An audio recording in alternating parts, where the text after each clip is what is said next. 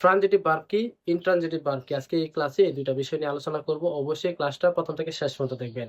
আজকে এই ক্লাসটা দেখার পরে ট্রানজিটিভ ভার্ব আর ইনট্রানজিটিভ ভার্ব নিয়ে আপনাদের কোনো প্রবলেম থাকবে না।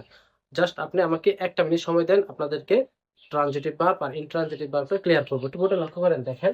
তো দেখেন এখানে প্রিন্সিপাল ভার্ব কত প্রকার? 2 প্রকার, ট্রানজিটিভ ভার্ব আর ইনট্রানজিটিভ ভার্ব। আজকে এই দুইটা নিয়ে আলোচনা করা হবে, কোনটা ট্রানজিটিভ কোনটা ইনট্রানজিটিভ।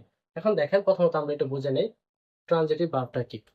যে ভার্বের অবজেক্ট আছে সেটাই কি হবে? Transitive verb. অর্থাৎ যে ভার্ব অবজেক্ট ছাড়া সম্পূর্ণরূপে অর্থ প্রকাশ করতে পারে না, সেটাকে কি বলা হয়? ট্রানজিটিভ ভার্ব বলা হয়। যেমন শি রিডস এ বুক, সে একটি বই পড়ে।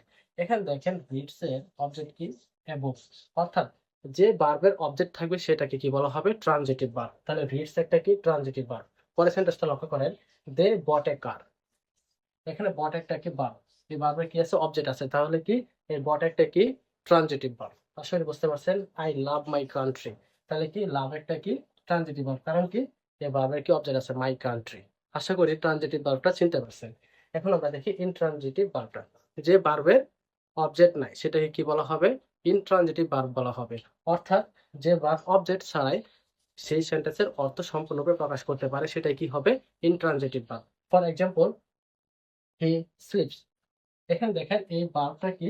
অবজেক্ট ছাড়াই কিন্তু সেন্টেন্সের অর্থ প্রকাশ করছে। দ্যাটস ওয়াই এই স্লিপস একটা কি? Intransitive verb. আশা করি বুঝতে পারছেন। যেমন হি স্লিপস, তাহলে স্লিপস একটা কি?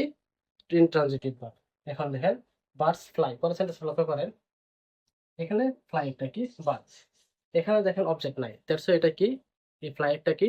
Intransitive verb. আশা করি বুঝতে পারছেন। যেমন বার্ডস ফ্লাই, তো ফ্লাই একটা কি হবে? ইনট্রানজিটিভ ভার্ব হবে। দ্য বেবি স্মাইল, তাহলে স্মাইল একটা কি? ইনট্রানজিটিভ। কারণ কি এই ভার্বের কোনো অবজেক্ট নেই।